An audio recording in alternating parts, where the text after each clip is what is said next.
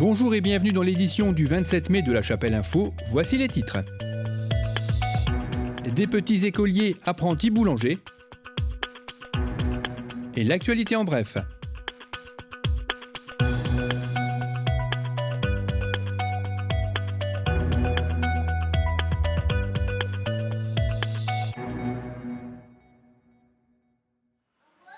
Des enfants du groupe scolaire Omer Olivier ont rendu une petite visite à la boulangerie de Monsieur et Madame Delforge dans le cadre d'un concours organisé par l'Office central de la coopération à l'école. À la découverte des 5 sens, cette visite s'inscrit dans la continuité d'un travail sur le goût commencé en classe.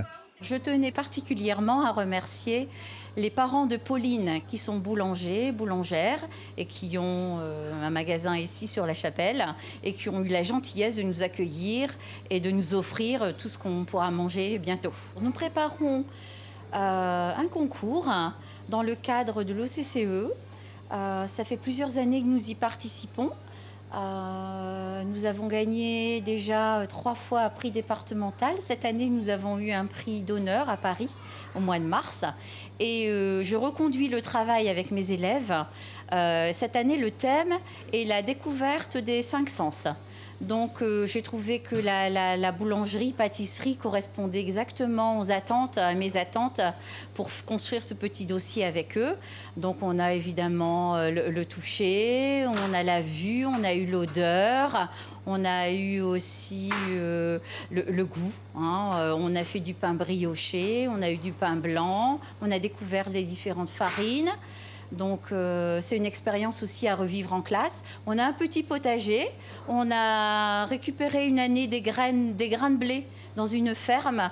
Là, on va les faire pousser et puis on va observer tout ça, quoi. Puis on a fait en parallèle un petit travail sur l'alimentation, petit déjeuner équilibré, voilà. Et tout ce qu'on peut apporter aux enfants pour être en bonne santé.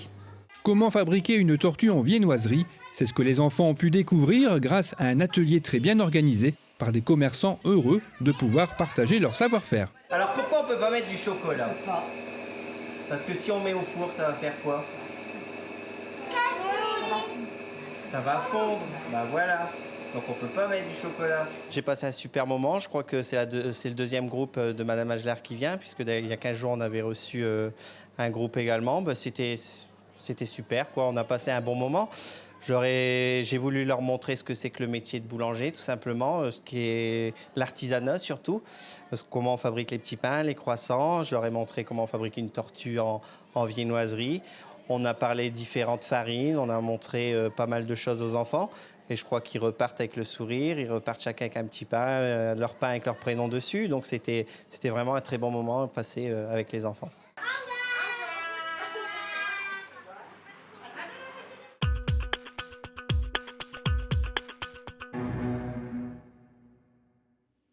L'association Bruce Lee Shaolin Tao a organisé un cours exceptionnel de Qigong samedi 21 mai. Cette discipline a pour bienfait de développer les 12 méridiens principaux qui véhiculent l'énergie à travers le corps selon la médecine orientale par des exercices très spécifiques et intenses.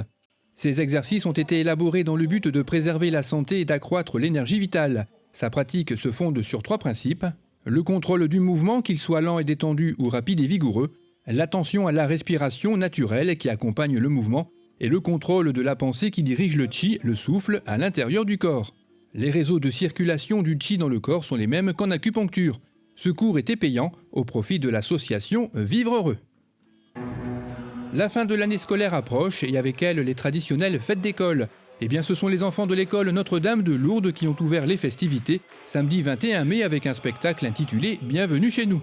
Les écoliers ont survolé au travers de 10 chansons la culture ch'ti, une fable revisitée, les corons, le football avec l'éternel duel entre les supporters de Lille et de Lens, sans oublier le carnaval de Dunkerque avec ses chahuts, et le public a même eu droit au lancer de harengs. L'espace Nelson Mandela a accueilli le spectacle Valdemosa, prélude à Sand et Chopin, samedi 21 mai. Un spectacle théâtral et musical qui a emmené le public dans l'intimité de la liaison entre 2 fortes personnalités du 19e siècle, véritables icônes du romantisme, Frédéric Chopin et George Sand qui se sont aimés durant 9 ans. Lui, compositeur de génie entièrement voué à son art, mais de nature fragile et tourmentée. Elle, star littéraire passionnée par l'écriture, la liberté et la vie. Des textes admirablement interprétés par la comédienne Flore Thomas, accompagnée au piano par la brillante Anne Vichick. Le Volley Club Chapellois a organisé son tournoi annuel en 4x4 dimanche 22 mai.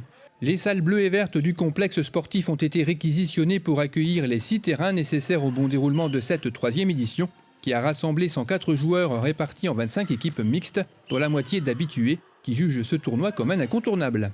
Des joueurs originaires de la métropole lilloise, mais aussi de Bailleul et de Arnes, sans oublier les Chapellois qui avaient formé 3 équipes.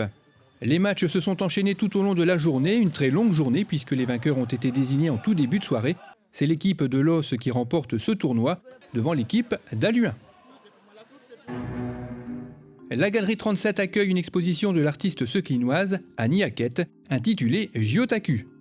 Le Gyotaku est un art japonais qui consiste à reproduire des empreintes de poissons crus sur un support de papier ou de soie.